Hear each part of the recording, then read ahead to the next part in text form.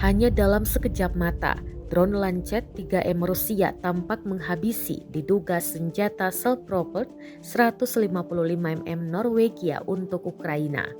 Rekamannya beredar di Telegram pada Kamis 2 Maret 2023. Dalam keterangan unggahan disebutkan inilah serangan drone Lancet 3M pada senjata self-propelled 155 mm Norwegia M109A3GN yang diberikan untuk tentara Ukraina di arah Ukledar.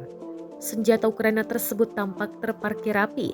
Sebelum Lancet beraksi, titik koordinat senjata telah ditemukan. Benar saja dalam sekejap mata, drone Lancet meluncur dan meledakkan target. Dampak serangan juga terekam jelas. Terbaru dikabarkan Norwegia akan mengirim sebagian dari armada tank tempur Leopard 2 buatan Jerman ke Ukraina. Menteri Pertahanan Norwegia, Jon Adilgram, mengatakan kemungkinan akhir Maret tank Leopard akan dikirim ke Ukraina.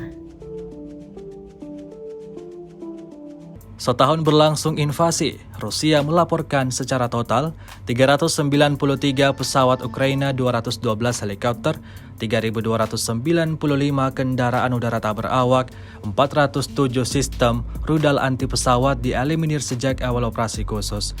Sedangkan dari kubu Kiev, Kementerian Pertahanan Ukraina melaporkan 715 tentara Rusia dieliminir dalam 24 jam terakhir. Total 150.605 prajurit Federasi Rusia meninggal sejak awal konflik hingga hari ke-372.